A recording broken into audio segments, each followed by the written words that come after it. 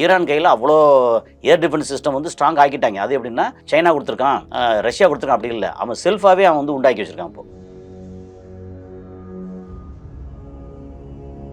ஒரு மாதிரி தேக்க நிலையில் இருக்குது. ஏன்னா சவுதி அரேபியாவுக்கு வருமானம்ங்கிறது மேஜர் ஆயில் தான். சவுதி அரேபியா சப்சிடி கொடுத்து இருக்கிற காசை எக்ஸ்ட்ரா கொடுக்குது. அதனால் மக்களுக்கு உணவுப் பொருள் கிடைக்கிறதே ஒழிய அதுலேருந்து லாபம் வரல. மொல்ல மாதிரி முடிச்சவிக்கு உலகத்தில் இருக்கிற ஒரு சரியான கிரிமினல், எதுக்கும் கட்டுப்படாத ஒரு வீணாக போன அப்படிங்கிற இடத்துல என்னென்ன நெகட்டிவ் விஷயங்கள் இருக்கோ அத்தனையும் ட்ரம்ப்புக்கு பொருந்தும். அந்த செலவுக்காகத்தான் நாங்கள் வந்து வசூல் பண்ணுறோம். அப்போ இது வரைக்கும் 40 வருஷம் வசூல் பண்ணலையே. 40 வருஷங்கிறது வேற. இப்போ எங்களை அடிச்சுக்கிட்டேல, இப்போ நாங்கள் வேற. முஸ்தபா கமேனி எங்கே இருக்கார்? ஈரானில் இருக்கார். ஈரானில் எங்கே இருக்கார்? இருக்கார். எங்கே இருக்கார் யாருக்கும் தெரியும். ஈரான் அடிக்க நினைச்சானா என்ன, ஒரு கப்பல் நிற்குமாங்க? இல்லை போட்டு தாக்கியிருக்க மாட்டாங்க. ஈரானும் இங்கே அடித்து அது பாரு நான் லைட்டாக அடிக்கிறேன். அப்போ உங்களை எப்படி நம்புறது? நீங்கள் நம்பிக்கைக்கு உரியவர்கள் அல்ல, அதனால உங்களோட நீ பேச்சுவார்த்தை இல்லை, நீ வந்து பாரு அப்படிங்கிற இடத்துக்கு ரொம்ப தீவிரமாக வந்திருக்காங்க ஈரான்.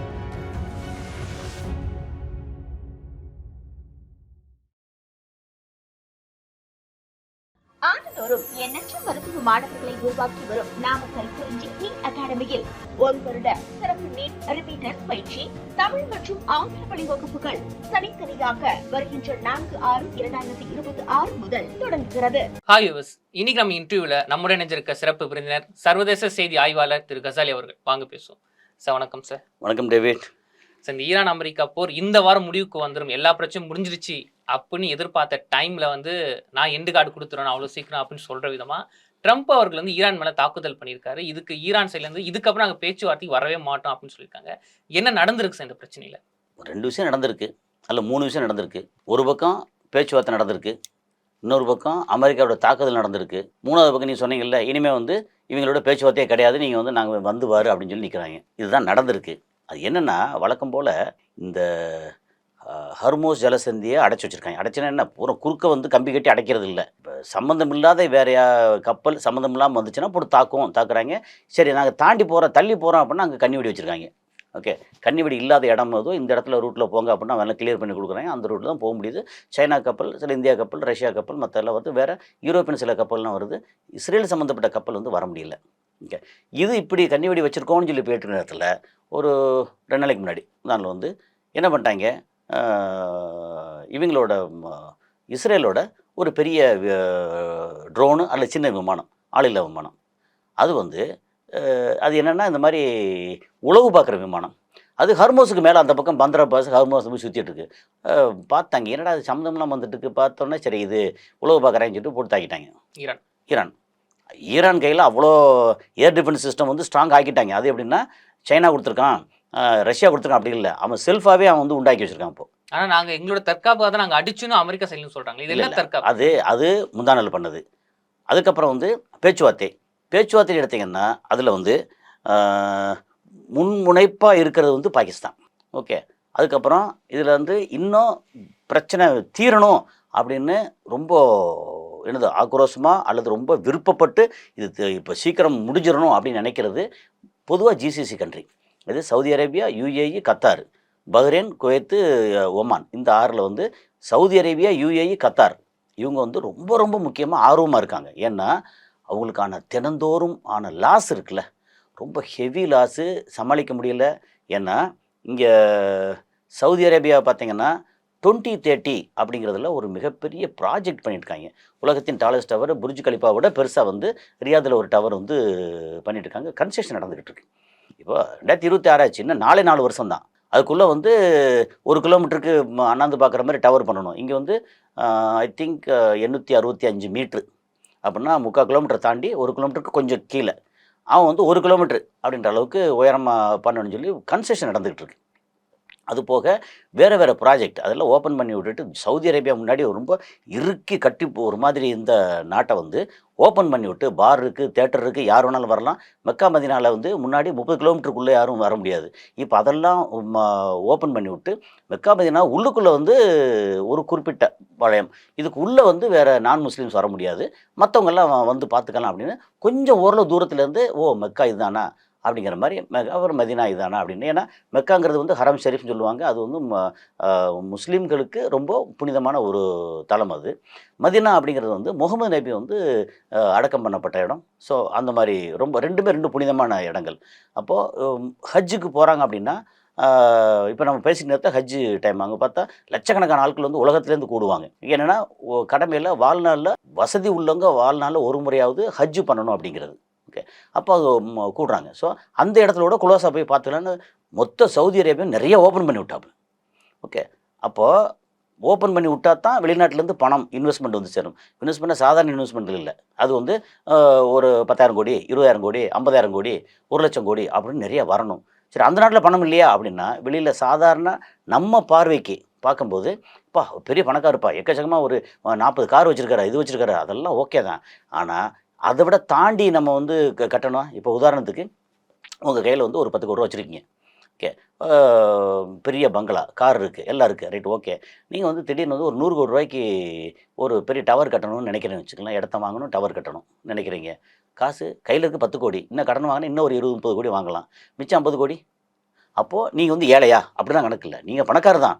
ஆனால் நீங்கள் போடுற ப்ராஜெக்ட் வந்து உங்கள் தகுதி என்ன இருக்கோ அதை தாண்டி ப்ராஜெக்ட் போடுறீங்க.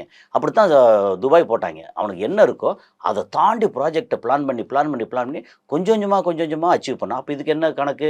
நம்ம வந்து ரொம்ப இரும்புத்திரை நாடாக இறுக்கி பிடிச்சி நின்னோம்னா நம்ம யாரும் வந்து இன்வெஸ்ட் பண்ண மாட்டாங்க. யாராவது ஒருத்தர் வந்து ஒரு 1000 கோடி ரூபா கொடுக்குறான் அப்படின்னா அதுக்கு வந்து என்ன பாதுகாப்பு, என்ன ரிட்டர்ன் அப்படின்னு இருக்கு. அப்போ இது எல்லாத்தையும் செய்யணும். அந்த நாடில் எல்லாம் செய்கிறாங்க. அது வந்து இந்தியாவில் வந்து தமிழ்நாடு நிறைய செய்யுது. ஓகே, ஸோ இப்போ அதை எடுத்துட்டோம்னா அந்த மாதிரி வருதா, இது எல்லாத்தையும் போட்டு முடிச்சிருக்காங்க. அப்புறம் அதை வந்து கடனை திருப்பி அடைக்கணும்ல, அதுக்கு சோர்ஸ் ஆஃப் இன்கம் என்னன்னு கேட்பாங்கல்ல. இப்போ நம்ம வந்து சாதாரண பேங்க்கில் ஒரு லோன் வாங்க போனாலே என்ன எம்ப்ளாயியா அல்லது செல்ஃப் எம்ப்ளாய்டு பிஸ்னஸ் மேனா, எவ்வளோ வருது, எவ்வளோ வருமானம், டோட்டல் டேர்ன் ஓவர் எவ்வளோ லாபம் வருது, எவ்வளோ ஐடி கட்டுறீங்க அப்படின்னு கேட்குறாங்கல்ல. அப்போ சவுதி அரேபியாவில் வந்து ஒருத்தர் வந்து 1,00,000 கோடி ரூபா நான் இன்வெஸ்ட் பண்ண போகிறேன்னு சொல்கிறான்னு வச்சுங்களேன். அப்போ உங்களுக்கு வந்து சோர்ஸ் ஆஃப் இன்கம் என்ன? எனக்கு வந்து இவ்வளோ ஆயில் வருதுங்க, அந்த ஆயில் நான் விற்று நான் வந்து கட்டிடுவேன். ஆனால் இப்போ அதான் வந்து பிளாக் ஆகிருச்சு. அவ்வளோதான், ரொம்ப சிம்பிளாக ஒரே ஒரு வார்த்தையில் சொல்லி முடிச்சிட்டிங்க. இவ்வளோ தூரம் ஏன்னா இவ்வளோ விளக்குனா தான் நம்மளுடைய நேயர்களுக்கு எப்போவுமே வந்து டீட்டெயில்டாக சொல்கிறது. ஒரு டீ கடையில் உட்காந்து பேசுகிறது தான் அப்படி சொல்கிறது இருக்குல்ல, அதில் ஆமாம் இது வந்து பெரிய ப்ராஜெக்ட்டு. ஓகே, முன்னாடி தி லைன் அப்படின்னு சொல்லி ஒரு ப்ராஜெக்ட்டு, அதில் வந்து ஃபுல்லாக அப்புறம் அது வந்து என்ன 7 ட்ரில்லியன் ப்ராஜெக்டை முதல்ல அனௌன்ஸ் பண்ணது. அதுக்கப்புறம் வந்து அதை 1 ட்ரில்லியனுக்கு ஆரம்பிப்போம். 1 ட்ரில்லியன் அப்படிங்கிறது கிட்டத்தட்ட 100,00,000 கோடி. ஓகே, அந்த அளவுக்கு அதில் இப்போ டவர் இருக்குது, அதுக்கு நிறையா இந்த ப்ராஜெக்ட் நிறையா கொண்டு வந்து 2030 2030 வந்து ஒரு பெரிய ப்ராஜெக்ட், ஒரு நகரம் அது இருக்கணும்னு சொல்லி நிர்மாணிக்கணும்னு சொல்லும்போது இப்போ கடந்த ஒரு 4-5 மாதமாக ஒரு மாதிரி தேக்க நிலையில் இருக்குது. ஏன்னா சவுதி அரேபியாவுக்கு வருமானம்ங்கிறது மேஜர் ஆயில் தான். ஓகே, அக்ரிகல்ச்சர் ப்ராடக்ட் இருக்குல்ல, அதில் வந்து என்ன பண்ணாலும் அதுக்கு சவுதி அரேபியா சப்சிடி கொடுத்து இருக்கிற காசை எக்ஸ்ட்ரா கொடுக்குது. அதனால் மக்களுக்கு உணவுப் பொருள் கிடைக்கிறதே ஒழிய அதுலேருந்து லாபம் வரல. நீங்க வளைகுடா நாடுகள் வந்து இந்த போரால எந்த அளவுக்கு பாதிப்படைஞ்சு நீங்க சொல்றீங்க. ஆமா, முதல் ஒரு அக்ரிமெண்ட்னா ஒரு விஷயம் என்னங்க சார், அதாவது இந்த விஷயத்தை நாங்க மீற மாட்டோம் அப்படின்னுக்காக தான் இப்போ ஈரானும் அமெரிக்காவும் அக்ரிமெண்ட் போட்டிருக்காங்க. அது உங்களுக்கு எனக்கும் வளைகுடா நாடுகளில் மற்ற எல்லாத்துக்கும் அக்ரிமெண்ட் அப்படின்னாலே மீறுவதற்காகவே போடுறது தான் அக்ரிமெண்ட்டுங்கிறது. அமெரிக்கா நாங்க அக்ரிமெண்ட் மீறவே இல்லை, போர் நிறுத்தம் அவங்க சொல்லியிருக்கோம், அதனால நாங்க வந்து இன்னும் ஹார்ஷா அடிக்கல, இப்போ நாங்க தற்காப்புக்காக அடிச்சிருக்கோம். இது புரியல. ஒரு செல்ஃப் டிஃபென்ஸ் போனோம், அக்ரிமெண்ட் போடுறோம். நாங்கள் வந்து முதல் வந்து லேசாக ஒரு கத்தியால் குத்தினோம். ஆனால் நேரம் வந்து ஒரு வெட்டு ஓங்கி வெட்டி கழுத்தை துண்டாக்கிருக்குல்ல, நாங்கள் வந்து ஒரு குத்திருக்கோம், விழாவில் ஒரு குத்திருக்கோம். அதனால் இது வந்து எங்களுக்கு செல்ஃப் டிஃபென்ஸ். ஓகே அப்படிங்கிற மாதிரி. அப்போ என்னென்னா நீங்கள் பார்த்தா ஒரு மாதிரி கொஞ்சம் முரடத்தனமாக பயங்கரமாக கையால் வந்து கன்னத்தை அரைஞ்சிருவார் போல் தோணுது. வேறு வழி இல்லை. அதனால் வந்து கையில் வந்து மணிக்கட்டிலேருந்து வெட்டிட்டோம். நான் மொத்தமாக ஆளை க்ளோஸ் பண்ணவே செஞ்சோம் அப்படின்னு மாதிரி. அதாவது முல்லை மாதிரி முடிச்சவிக்கு உலகத்தில் இருக்கிற ஒரு சரியான கிரிமினல், எதுக்கும் கட்டுப்படாத ஒரு வீணாக போன அப்படிங்கிற இடத்துல என்னென்ன நெகட்டிவ் விஷயங்கள் இருக்கோ அத்தனையும் ட்ரம்ப்புக்கு பொருந்தும். தானே தலை தன்னை தலை. ஆமாம், தானே தலைவனுக்கு பொருந்தும். ஏன்னா இப்போது இந்த இவ்வளோ தூரம் பேசின காரணம்னா சவுதி அரேபியா டெஸ்பரேட்டாக இருக்காங்க. ஹர்மோஸை திறந்து விட்டால் மட்டும்தான், திறந்திருந்தால் கூட சவுதி அரேபியாவுக்கு பெரிய பிரயோஜனம் இல்லை. அது ரொம்ப ஃப்ரீ ஃப்ளோவாக திறந்து விட்டால் மட்டும்தான் சவுதிக்கு வந்து இன்ஃப்ளோ இருக்குல்ல பணம், அது வந்துக்கிட்டு இருக்கும். யுஏஇ என்ன பண்ணிட்டான், நான் ஓப்பெக்கில் இல்லை, நான் இஷ்டத்துக்கு போகிறேன் அப்படின்ட்டு இந்த பக்கத்தில் நான் இப்போ ஃபுஜரா வழியே நான் எனக்கு ஹர்மோஸை வேண்டியதில்லை, பரவாயில்ல, நான் ஃப்யூச்சரில் ஃபுஜரா வழியே போய்க்கிறேன், அவன் இறங்குறாங்க. ஸோ அந்த மாதிரி ஒரு கணக்கு. கத்தாருக்கு வேறு வழியே இல்லை, ஹர்மோஸ் வழியே போய் தான் ஆகணும் நேச்சுரல் கேஸு. சரி, அப்படி சம்மந்தப்பட்ட இந்தியாவுக்கு என்ன, இந்தியா மாதிரி இந்தியா ஜப்பானுக்கு, வடகொரியாவுக்கு, தென்கொரியாவுக்கு, அதுக்கப்புறம் மற்ற சைனாவு, இது எல்லாத்துக்கும் என்ன தேவைப்படுது, அங்கே நேச்சுரல் கேஸ் வேணும். தேவைப்படுறவனுக்கும் அந்த ஹர்மோஸ் முக்கியம், அதை விற்கிறவனுக்கும் ஹர்மோஸ் முக்கியம். அப்போ இதை வந்து அடைச்சிக்கிட்டு உட்காந்தா என்ன பண்ணுறது, நீ எனக்கு வந்து இவ்வளோ தூரம் அடிச்சல, பிரச்சனை பண்ணல, எனக்கு கத்தாரில் இருக்கக்கூடிய ஒரு 7 பில்லியன், ஒரு 70,000 கோடி, அதை ரிலீஸ் பண்ணி விடு, நம்ம பேசுவோம். சரி, ஹர்மோஸை திறந்து விடு, அதை பற்றி ரிலீஸ் பண்ணுற பேசுவோம். நீ முதல்ல ரிலீஸ் பண்ணு, நான் ஹர்மோஸை வந்து நம்ம அடுத்த பேச்சுவார்த்தை. சரி, ஓகே, நான் இதை ரிலீஸ் பண்ணிடுறேன், ஹர்மோஸை வந்து திறந்து விட்டுறோம். அப்புறம் வந்து இதுக்கு வந்து டோல் வசூல் பண்ணக்கூடாது. நான் வந்து டோல் வசூல் பண்ணலை, இந்த ஏரியாவை நாங்கள் மெயின்டைன் பண்ணணும், பாதுகாக்கணும், இதுக்கு செலவு இருக்குது, அந்த செலவுக்காகத்தான் நாங்கள் வந்து வசூல் பண்ணுறோம். அப்போ இது வரைக்கும் 40 வருஷம் வசூல் பண்ணலையே, 40 வருஷங்கிறது வேறு, இப்போ எங்களை அடிச்சுக்கிட்டேல, இப்போ நாங்கள் வேறு. அது இப்போ 24 பில்லியன் வரை கேட்குறாங்க சார் ஈரான் சைடில். அது என்ன ஒரு கணக்கு அப்படின்னா, ஒரு நாளைக்கு ஒரு 435 மில்லியன் டாலர் வந்து எங்களுக்கு இந்த ஹர்மோஸ் அடைச்சனா இல்லை, ஹர்மோஸுக்கு வெளியில் வந்து கல்ஃப் ஆஃப் ஒமானில் அடைச்சி வச்சுருக்காங்கல்ல, இதனால் எங்களுக்கு லாஸ் ஆகுது, அந்த லாஸை பூரா எனக்கு கொடு, 24 பில்லியன் கொடு, நாங்கள் வந்து ஹர்மோஸை திறக்கிறோம் அப்படின்னு இங்கே சொல்ல. சரி, ஓகே, இதை பேசிக்கிடுவோம். அப்புறம் 450 கிலோ என்ரிச்டு யுரேனியம், அதை வந்து இந்த போர் நிறுத்தம் முடிஞ்சதுக்கப்புறம் பேசிக்கிடுவோம், 60 நாளுக்கு அப்புறம். அதுக்கெல்லாம் வேறு என்னென்ன பாசிபிலிட்டிஸ் வந்து நிரந்தர போர் நிறுத்தத்துக்கு பேசுவோம் அப்படின்னு சொல்லி ஓகேன்னு எங்கே வச்சு, கத்தாரில் வச்சு. கத்தாருக்கும் ஈரானுக்கும் ஆகாது ஏற்கனவே. ஆனாலும் அப்பாஸ் ஆராய்ச்சி அங்கே போய் உட்காந்து பேசி, இங்கே உள்ளுக்குள்ளே எப்படி சுப்ரீம் லீடர் முஸ்தபா கமேனி அவரோட உத்தரவு இல்லாமல் எதுவும் பண்ண முடியாது. ஸோ அவர் ரைட், ஓகே அப்படின்னு சொல்லி இந்த மாதிரி அங்கே போய் இப்போ பண்ண போகிறாங்க. அப்போது அடுத்து சைன் பண்ணிடுவாங்க ரெடி அப்படின்ற நேரத்தில் எங்கிருந்தான் இந்த ஞானோதயம் வந்துச்சோ, அல்லது எங்கிருந்தான் அது உள்ளுக்குள்ளே சைத்தான் வந்து உள்ளே பராண்டுச்சோ தெரியலை. இந்த ஆள் வந்து உத்தரவு போட்டோன்னே கடலில் இருந்து அங்கே டெஸ்ட்ராயர் கப்பல் இருக்குல்ல, அங்கே இருந்து இதுதான் நம்ம மிசைல் போய் பந்தர் அப்பாஸுக்கு பக்கத்தில் அங்கே வந்து அடிச்சிருச்சு. எதுக்கடா அடிச்சுட்டா என்ன சொன்னால், சென்ட்காம் என்ன சொல்கிறாங்க வந்து, நாங்கள் வந்து பெருசாலாம் அடிக்கலை, மாதிரி எங்களுக்கு வந்து செல்ஃப் டிஃபென்ஸ், எங்களை வந்து பார்த்தா அடிச்சிருவோம் போல தோணுச்சு, அதனால் கையை வெட்டிட்டோம், மற்றபடி வேறு ஒன்றும் இல்லை அப்படின்ற மாதிரி அவங்க சொல்கிறாங்க. சரி, இப்போ வந்து எப்படின்னா, முஸ்தபா கமேனி எங்கே இருக்கார், ஈரானில் இருக்கார். ஈரானில் எங்கே இருக்கார், எங்கே இருக்கார் யாருக்கும் தெரியாது. அது ஈரானுக்கு மட்டும்தான் தெரியும். ஈரானுக்கே தெரியாது. ஈரானில் ரொம்ப வெரி ஃபியூ பீப்புள் அவங்களுக்கு தான் தெரியும். ஏன்னா அவரை வந்து ரொம்ப பத்திரமாக பாதுகாக்க வேண்டியது ஈரானுக்கு ரொம்ப அவசியம் இப்போதைக்கு. அந்த உத்தரவு, கடைசி உத்தரவு அவர் தான். அதனால் என்ன சொல்கிறாருன்னா, அங்கே உத்தரவு போகிறது எப்படி தெரியுங்களே, ஏதோ ஒரு அண்டர் கிரவுண்டில் இருக்கார். அண்டர் கிரவுண்டில் நீங்கள் பங்கர் பஸ்ட் நீ போட்டாலும் அவரை தாக்க முடியாத அண்டர் கிரவுண்டு. அதில் ஜன்னல் கிடையாது, எல்லா காத்தோட்டம்னா வெளியே இந்த மாதிரி சாதாரண காத்தோட்டம் இருக்காது, அவருக்கானது எல்லாம் உண்டு. ஆனால் சுற்றி எல்லாம் பார்த்து ஜன்னல் கிடையாது அண்டர் கிரவுண்டில். அப்படி உள்ளுக்குள்ளே வந்து கிட்டத்தட்ட ஜெயில் மாதிரி தான், வீட்டு சிறை மாதிரி. அவர் வந்து உள்ளுக்குள்ளேயே ஜெயிலில் வச்சுக்கிட்டு ஏதாவது இந்த பிரச்சனை என்ன நடக்குது ஏது நடக்குன்னு கம்யூனிகேஷன் தான் அங்கெல்லாம் வராதுங்க. என்ன வேணால் பழங்காலத்தில் வந்து ஆதி காலத்தில் இருப்பாங்கல்ல, ஒரு கம்யூனிகேஷன் ஒன்றும் கிடையாது. ஆனால் பார்ப்பாங்க, நேராக பார்த்தா தான் என்ன எப்படி அவங்க இந்த மாதிரி அமெரிக்கா அப்படி சொல்லுங்க, அப்படி என்ன சொல்லியிருக்காங்க, இப்படி சொல்லியிருக்காங்க. சரி, இந்த மாதிரி வந்து இங்கே பந்தர் அப்பாஸ் போய் அடிச்சிடனே அதை எடுத்து ஒரு பழங்காலத்தில் எழுதுவாங்கல்ல, ஒரு வேக்ஸ் பேப்பர் மாதிரி. ஓகே, அதில் வந்து அவர் வந்து சங்கேத மொழி அப்படின்னு சொல்லியாச்சுன்னா வெளியில் வேறு யாருக்கும் புரியாது. இப்போ சில நேரத்தில் வந்து முன்னாடி டைப் ரைட்டரில் வந்து ஷார்ட் ஹேண்டுன்னு சொல்லுவாங்க. அது நம்ம வந்து நீளமாக சொல்லிகிட்டு இருக்கும்போது பார்த்தா ஓகே. இப்போ நீங்கள் கேட்டிங்கல்ல, இந்த மாதிரி சவுதி அரேபியா பற்றி இவ்வளோ டீட்டெயிலில் பேசும்போது சவுதிக்கு வந்து பணம் தேவைப்படுது, அதான் கேட்டிங்க. அது மாதிரி ஷார்ட் ஹேண்டில் வந்து எடுப்பாங்க இல்லையா, அந்த ஷார்ட் ஹேண்ட் வந்து அது படித்தவங்களுக்கு புரியும். சீக்ரெட் லாங்குவேஜ் மாதிரி, சீக்ரெட் லாங்குவேஜ் தான். ஓகே, அது அவங்களுடைய அந்த லாங்குவேஜில் பழைய டைப் லாங்குவேஜ் இருக்குல்ல, அந்த லாங்குவேஜில் இது வந்து எழுதி கொடுக்குறது. அந்த எழுதி கொடுத்து எம்டி பேப்பராக தான் இருக்கும். அதை ஏதோ ஒரு முக்கியமான இது தீயில வாட்டி அந்த மாதிரி பார்க்கும்போது அதில் வந்து எழுத்து தெரியும், ஒரு வாட்டி தெரியும், அதோட அழிஞ்சு போயிடும். ஸோ இவங்க சொல்கிற உத்தரவு, இவர் இந்த நேரத்தில் இப்படி உத்தரவு போட்டார், இத்தனை நாள் கழித்து இந்த உத்தரவு இப்படி மாறிச்சு, இதெல்லாம் எதுவும் கிடையாது. அவர் போடுற உத்தரவு வரும், கரெக்டாக போகும், பார்ப்பாங்க, ரைட் ஓகே, இனிமேல் பேச்சுவார்த்தை கிடையாது. அப்புறம் வந்து இவங்களுடைய ஃபாஸ்ட்டு போட்டு வந்து ஒரு 2-3 போட்டு அங்கே அமெரிக்காவோட இது இருக்கு இல்லையா, என்னது நம்ம டெஸ்ட்ராயர் கப்பல், அதை நோக்கி போனதாகவும் அதை இவங்க அடித்ததாகவும் திருப்பி நூறு கதிரின்ற அந்த 2 கப்பல் மூலமா அடிச்சிருக்காங்கன்னு சொல்றாங்க. அது அடித்ததில் வந்து நிறையா இந்த போன மிசைல்ஸ்லாம் வந்து திருப்பி தாக்கிட்டாங்க. ஆனால் ஒரு மிசைல் வந்து இதோட பேக் சைடை பயங்கரமாக பதம் பார்த்துருக்கு, ஒரு கப்பலோட பேக் சைடை. அதனால் அது வந்து பெரிய சீரியஸ் இன்ஜுரி ஆகிருக்கு அது கப்பல் அப்படின்னு சொல்கிறாங்க. இப்போ ஈரானும் தக்க பதில் கொடுத்துருக்காங்க. இல்லை கொடுத்துருக்காங்கன்னா ஈரானும் லைட்டாக அடிச்சிருக்காங்க. ஈரான் அடிக்க நினைச்சானா என்ன ஒரு கப்பல் நிற்குமாங்க, இல்லை போட்டு தாக்கியிருக்க மாட்டாங்க. ஈரானும் இங்கே அடித்து அதுக்கு பேர் நான் லைட்டாக அடிக்கிறேன். இது வரைக்கும் ஈரான் முன் வந்து அட்வான்ஸாக நான் வந்து ப்ரீஎம்டிவ் ஸ்ட்ரைக் பண்ண போகிறேன் அப்படின்னு இது வரைக்கும் ஒரு முறை கூட பண்ணலை. இதே இது ஒரு வாரத்துக்கு முன்னாடி நானே பேசியிருக்கேன். என்னென்னா இஸ்ரேலை வந்து அடித்து குவிக்க போகிறாங்க, ஓகே, இந்த மாதிரி ப்ரீஎம்டிவ் ஸ்ட்ரைக்காக போட்டு அடித்து இஸ்ரேலை வந்து காலி பண்ண போகிறோம், ரொம்ப குறிப்பாக வந்து டிமோனா அண்டு அராது அப்படின்ற அந்த அணு ஆயுதம் வச்சுருக்காங்கல்ல, அந்த இடத்த முதல்ல அடித்து குமிச்சிடுறது அப்படின்னு சொல்லி சொன்னாங்க. ஆனால் இது வரைக்கும் அடிக்கலை, ஏதோ பிளான் பண்ணிகிட்டே இருக்காங்க ஈரான்.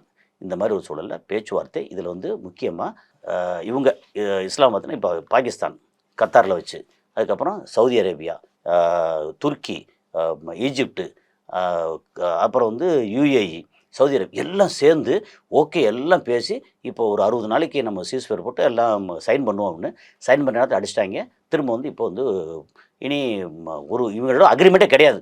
என்னங்கடா வந்து நீங்கள் அக்ரிமெண்ட்டுன்னு சொல்லிட்டு இதே போல் வருஷம் பூரா பண்ணிகிட்டே இருப்பீங்க.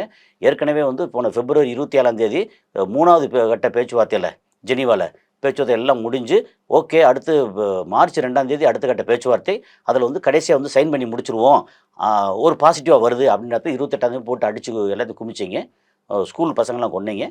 அப்போ உங்களை எப்படி நம்புறது, நீங்கள் நம்பிக்கைக்கு உரியவர்கள் அல்ல, அதனால் உங்களோட நீ பேச்சுவார்த்தை இல்லை, நீ வந்து பாரு அப்படிங்கிற இடத்துக்கு ரொம்ப தீவிரமாக வந்திருக்காங்க ஈரான் வந்து தீவிரமாக வந்தாங்கன்னா இப்போ என்ன ஆகிப்போச்சு, அமெரிக்காவை இந்த சைன் பண்ணுறதுக்கு முக்கியமான காரணம் என்ன சொன்னாங்கன்னா, அமெரிக்காவை கிட்டத்தட்ட அன்பால் மிரட்டியது சீனா. ஒழுங்கு மரியாதை வந்து சைன் பண்ண அக்ரிமெண்ட் சைன் பண்ண ரெடி ஆகுங்க. அதே மாதிரி ஈரானை வந்து கிட்டத்தட்ட அன்பால் மிரட்டியது ரஷ்யா. நீ வந்து ரொம்ப இப்படி இழுத்துட்டு போனீங்கன்னா சரியாக வராது. சரி, இப்போ என்ன ஆகிப்போச்சு, இது மாதிரி தற்காப்பு நடவடிக்கையாக நாங்கள் வந்து இங்கே தாக்கணும் அப்படின்னால என்னையா வேணா தற்காப்பு நடவடிக்கை, அந்த நகரங்களை மட்டும் அடிக்கிறதுக்கு என்ன காரணம்? ஆமாம், தற்காப்புன்றாங்க. எங்கே அடித்தா திருப்பி அடிப்பானோ அங்கே அடிப்போம், எங்கே அடித்தா சண்டைக்கு திரும்ப வருவானோ, நீ தான் வந்து ஏய் மீச என்னடா அது, நீ தான் பெரிய ஆளாச்சு வீரனாச்சு வந்து வாடுறா அப்படின்னு சொல்லணும்ல. அப்போ அந்த மாதிரி சொல்லி அடிக்கிறது, அடித்தா திருப்பி வந்து இங்கெல்லாம் ஃபுல்லாக ஒட்டு மொத்தமாக போட்டு அந்த ஒரு 10-12 டெஸ்ட்ராயர் கப்பலில் போட்டு தாக்கியிருந்தான்னு வச்சுக்கிறேன், போர் பெருசாக வந்திருக்கும். இவன் வந்து நீ இதை தாக்குற நான் அதை தாக்குறேன் அந்த அளவுலேயே இன்னும் நிற்கிறாங்க.